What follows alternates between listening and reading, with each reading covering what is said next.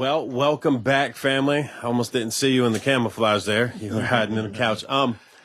Let's touch on the 30-year journey real quick.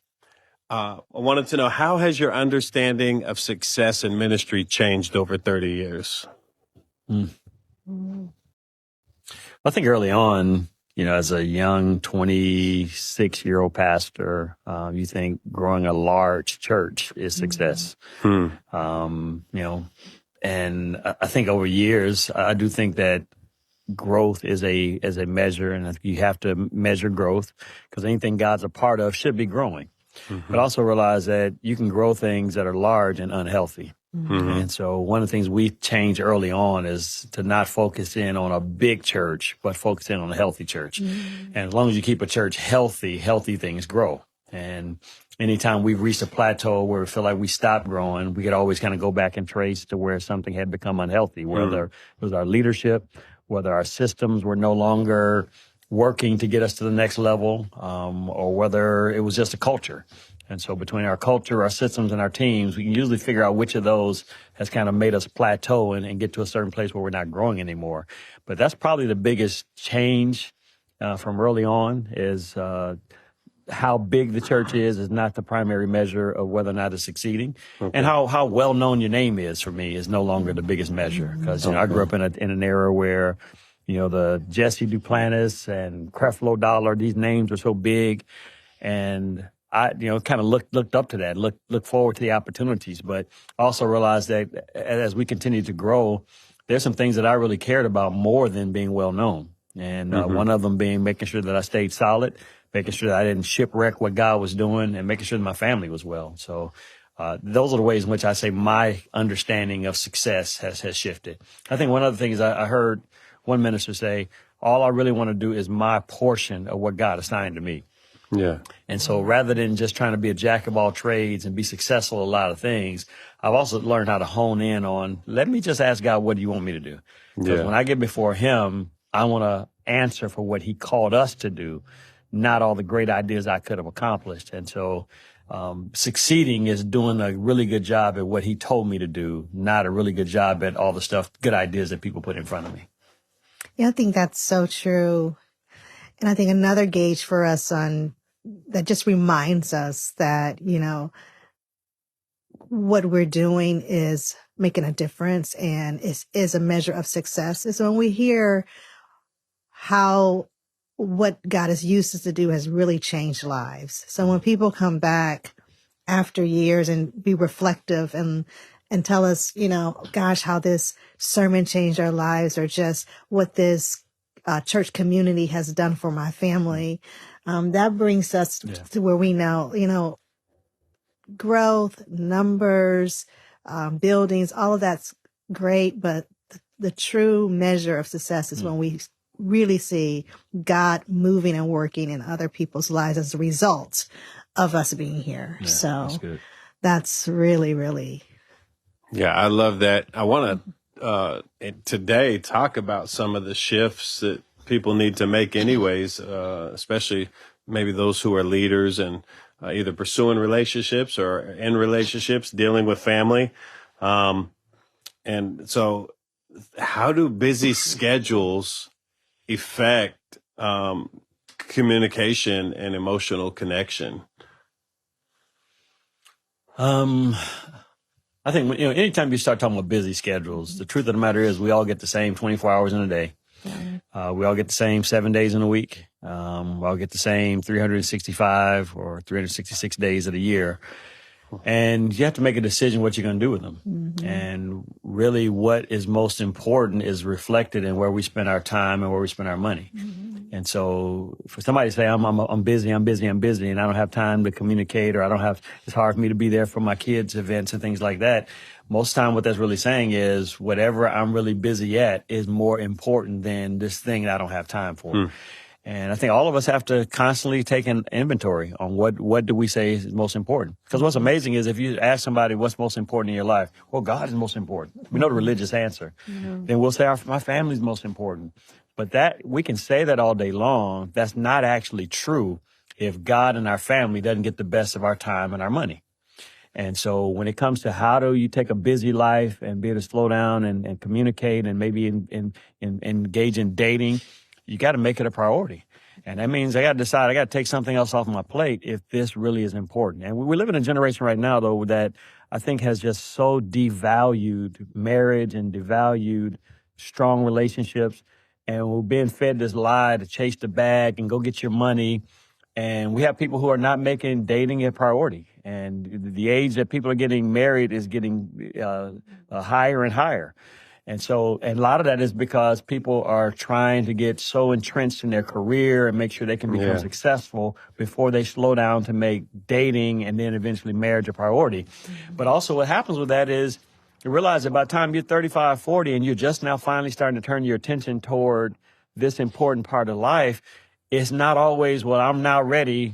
This person's going to be here sitting in front of me when I'm ready. And so I think the process of dating, getting to know people in your 20s and communicating with other people a priority, if nothing, even if you don't find your absolute soulmate and you don't get married and live happily ever after at 25, you at least start learning some lessons. And you're learning what you like, what you don't like.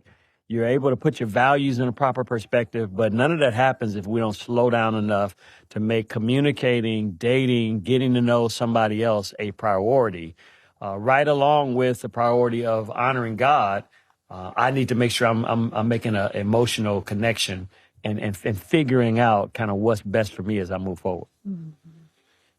Yeah, I was going to pivot for our singles in there, but I was thinking first about the married person and whatnot. But can you maybe just practically lead us into what slowing down would look like for somebody? And then, when we think about especially this generation, so many people want to be entrepreneurs today. So they're thinking how to make that happen.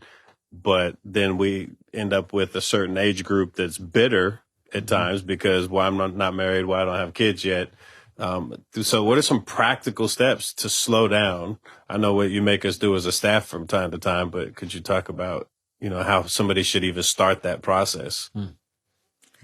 Well, I have an example. When we were younger and we say building on this business or ministry that God had blessed us with. And we were young in marriage and just moved here to Jacksonville. And it was, he was a go-getter, very driven on making sure that this vision was going to be a success. And it was our anniversary. And we had just moved here and I didn't know anybody. He was at the church. Just moved here as in 5 days. It just moved here. 5 days. Moved here on the 19th of July. But it was our anniversary. Anniversary is the 24th of July. Wow. It was our anniversary. Yeah. And he was determined that in a month we were going to open this church and, it was going to be perfect and ready. And it was our anniversary. That's all I'm going to keep saying. And he stayed, and I didn't know anybody here. So I was at home alone and he was at the church painting all the walls. And I'm like, it's our anniversary. And you spent the whole day just got to get the business up. We got to, make this a success. And that's a perfect example to say, hey, let me make sure that I'm remembering the one that is first and the priority, and it's our anniversary, and to slow down, make the relationship priority, make the commitment to communicate and connect priority above something that, hey, just It can happen another day. It can happen another day. Maybe let's go out and I come back, or I've been very specific that, hey, I'm only going to be gone 2 hours and, but not the whole day. And I'm pretty sure we did something later that night. But the mere fact was that we were very young. We had just moved here. I was alone, and none of those things even registered. So just slowing down enough to consider something else that's just as important or maybe more important than getting the business up or getting, your what you're driven and you're passionate about, to do to make happen and make it be well, to slow down and think about the relationship or somebody else. Yeah, I was dumb in back that time. then. I was, we had driven. We had only had Very two driven. anniversaries, so I was still Yeah, learning how to he's do very anniversaries. driven. This was our third anniversary. We had just moved here, and my plan was to be here a couple hours, but I was just so excited about getting this new church up. And then the leader in me, I had other men there who were taking time away from their families to come and help me paint. And I'm always of the mindset, lead from the front. So I'm leading from the front. I'm going to keep painting. And it just looked up, and it was like 8 p.m. It had to be longer than that because it was getting dark, and it was summertime. So by the time I left, it was dark. And let's just say I have never done anything like that again, and I've been making up for it ever since. But I think the point she's making is in everything in life, you got to make some priorities. Yeah. And understand the moment, read the room, understand the moment. And if you're going to be an entrepreneur, if you're going to be a corporate executive, and going after, climbing the corporate ladder or building this great business is a high priority, then something else is going to suffer. And I do think it's possible to do several things well. But that only happens to me when we got our priorities right. My first priority should always be God first. If I'm married, my spouse second, my kids third, and then the business, the ministry, whatever else comes after that. I have learned that if I do things in that order, then God gives me grace, strength, wisdom, resource to do all of them well. And I don't have to say, well, this one's going to suffer because I'm doing the other one. But I think when we start getting them out of order, when we start making the thing that shouldn't be priority become a priority, then we lose the grace to do the other things well. So we go hard here at Impact. The staff go hard here at Impact. We're debriefing yesterday about one of our events and how well it was done and looked seamless, but it was far from, like, all the behind the scenes stuff was just a lot. We do a lot. And we got some married folks and we got some single folks. But one of the things that you talk about prioritizing God, but one of the things you make us do is have Sabbath time, or you really encourage it. You give us the off days. Can you just talk about that? Because I think that's part of that slowing down process. Can you talk about what Sabbath looks like, and how that connects us to God or helps us to just refocus or realign? Yeah, the Bible says that in 6 days God created the earth, and on the seventh day he rested. Well, he didn't rest because he was tired, because he never gets weary. He rested, I believe, to give us an example of what we should do and how we should live. And I believe that there needs to be one day in our week at the very least where we treat it as a Sabbath, where we do no significant work, give ourselves a chance to rest mentally, physically. And I think it's what helps replenish us, recharge us, refocus us, but also helps us to connect to the other things and people in our life that matter besides our work. I also think that vacation it should be sacred. Whatever vacation you have, whatever job you have, whatever vacation they allot. So many people don't take their vacation. I was one of those guys. I used to brag about, I haven't had a vacation in 3 years. Ha ha ha. And I was proud of myself until I realized that that's not something to brag about. It's actually something to be ashamed of. Because me not vacationing means I'm taking this body God has given me as a gift and I'm just running it in the ground, driving it 50, 60, 70 hours a week and going 7 days a week, going year after year with no real break. Well, this body is not mine. It's the temple of the Lord. It's a gift he's given me. So I should steward it well. So when I realized that I need to steward this body well, this mind well, then I have to take some breaks. I have to unplug. And so we started vacationing well after that, and started plotting our vacations on the calendar before we put conferences and all the other big dates. And what that's done for us is it's given us these stop gaps in the year that we look forward to where we're going to go hard. Like you said, we go hard, we take care of business, we do the stuff we do well, but we know we have a vacation, we have a break coming up. And when we go on that break is just as sacred as the work, which means I'm not on vacation texting all day long. I'm not on vacation checking emails. I'm not on vacation calling back to the office to make sure everything is well. I try to do those things before we leave so that when we take a break, we can actually get away. And I think if more Christians learn that rhythm, learn that habit, then we'd have more times to work on the stuff that matters, the hobbies, the relationship building, making sure our families didn't feel left out. But when we've grown up in a culture that kind of rewards us for being the workaholic, then we tend to think that the only way to get to the top is if I don't ever take any breaks. And that's the exact opposite, because maybe the only way for me to get myself to the top is that way. But if I'm really trusting God to get me to the top, he's not going to require me to violate everything he's told me in scripture in order to promote me in what he's told me to put my hands to. Mm-hmm. So on your Sabbath day, do you just sit around and read the Bible all day and pray, or? No, believe it or not, because my profession is the Bible, is preparing sermons, is doing spiritual things. Actually, on my Sabbath, I have my devotional in the morning, but I don't spend a lot of time in the Bible because I can get off on a bunny trail and I start working on a sermon because of something I just saw in scripture. I try to find something I can do that is holy and righteous, but is not going to have my mind still focus in on the thing I'm trying to take a break from. Yeah, I know you like to fish. I was looking for that, like practical is. So it's okay to practice your hobby on your Sabbath day. Oh, absolutely. I think you should practice your habits on your hobby on your Sabbath day. Practice your hobby at the end of your work day. I think having a good balance, probably one of the things that has made us most successful to what we call success in ministry, is that we are probably two of the most balanced people you ever want to meet. My kids are some of the most balanced people you ever want to meet. You know, people think we live on this spiritual island all the time. We go really hard spiritually, but then we really balance ourselves out and enjoy doing the things that we just enjoy doing.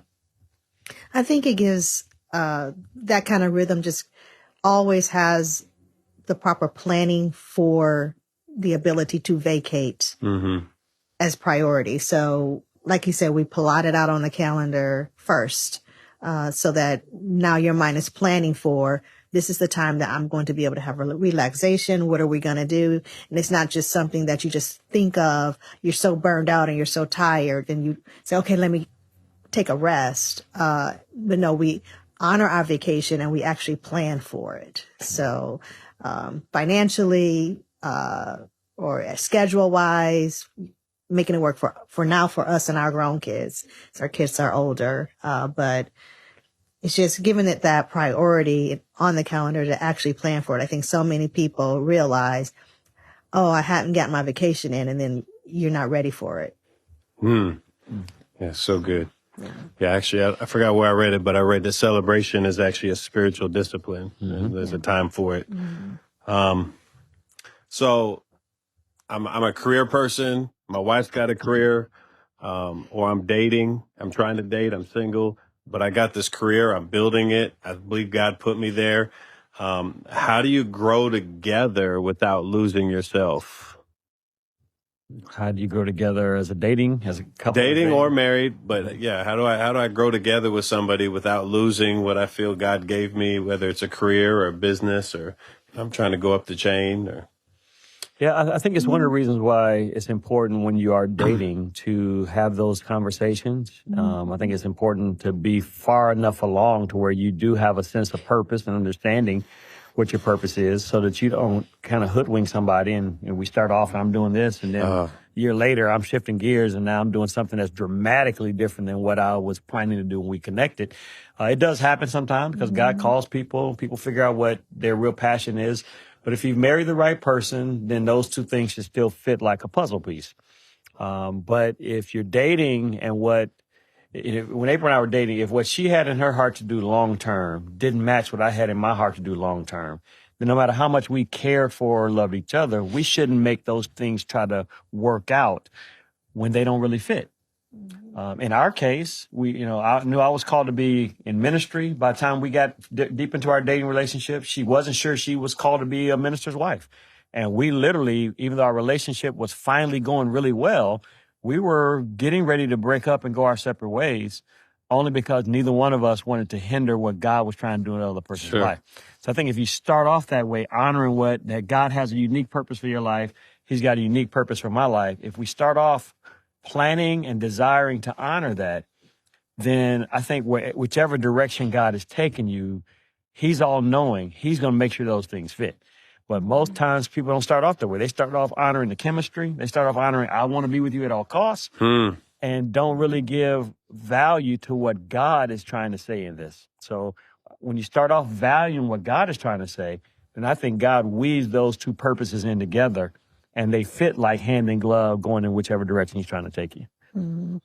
Absolutely. I mean, I think there's there's room for God to work two different careers together. Initially, for us, when we were in Michigan, he was called to go into ministry. But at that time, though we were a couple and married, that wasn't my primary career path. I was a teacher. So I was in education. He was in ministry, and those careers, we honored each other in our professions, and it worked well. And it wasn't until, I think we were called to relocate and move away that it was a joint decision after prayer that this is the route I would take and join him full time in ministry. But I think had we not, it still would have been something that God would have been able to work with us both in, if that was a desire or a calling that I didn't necessarily join at that time. So I think it's something that you just pray about when you have that connection on what is God calling us to do, and how do we fix and make that work together.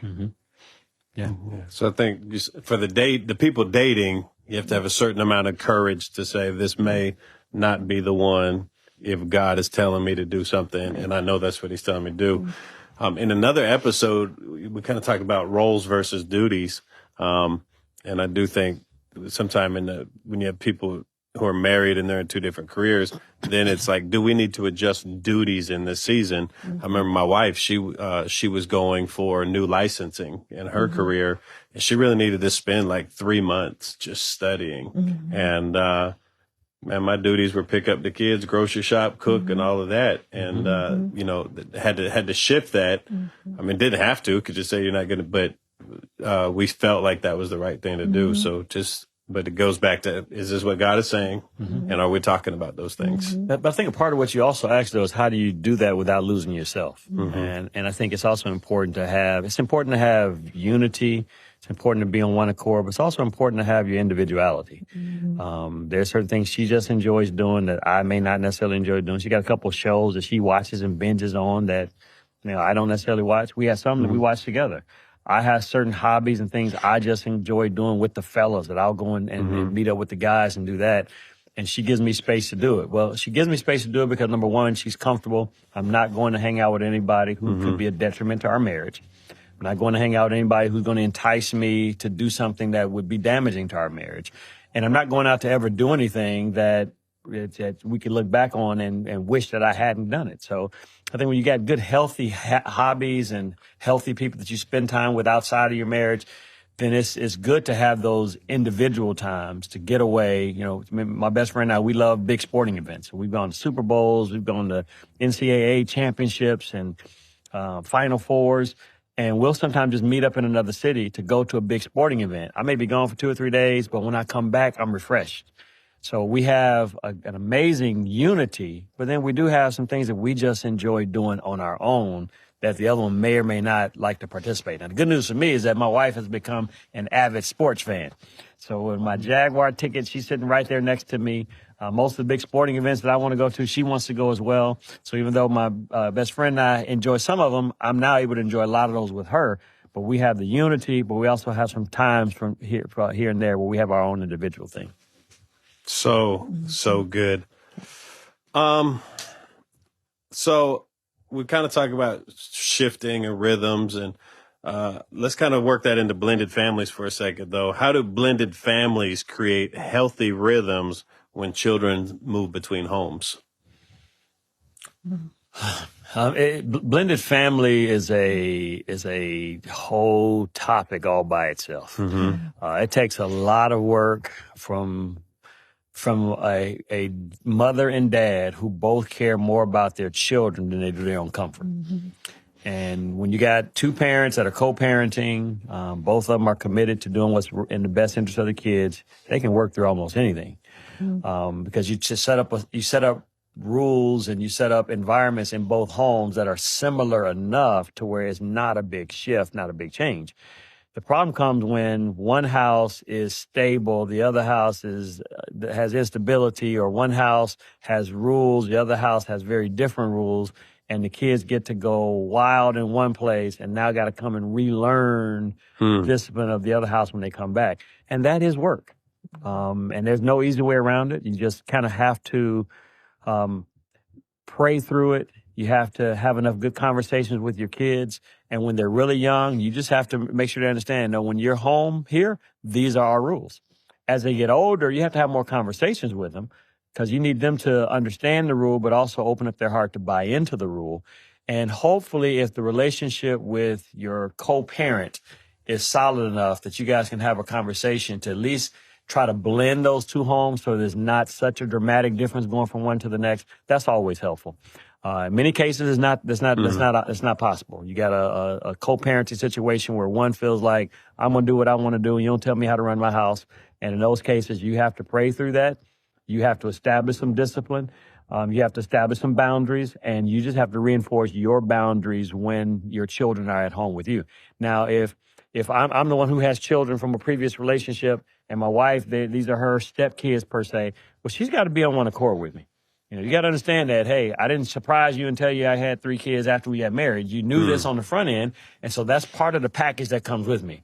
That when they come back to our house, we together are working to create stability and help reorient them back into our home. And that requires some patience. It requires some consistency. It requires some rules that are reasonable for the kids' age. And then it requires making sure that we are both communicating and don't let them get in between us. Though they may be my biological kids, we both are committed to making sure their best interest is cared for. Yeah, sounds like it's complicated. Very much so. Very complicated. Family communication. But let me just close with this, Bishop and Pastor April. Thank you for 30 years so far. I know we got more episodes coming, but just thank you for 30 years. I think the reason you could talk about this is because you've lived it. Out of the abundance of the heart, the mouth speaks. And so this is the fabric of who you are. And as a result, it's the fabric of Impact Church and our staff. So thank you guys so much. Can't wait to see you next time. Appreciate it. Yeah.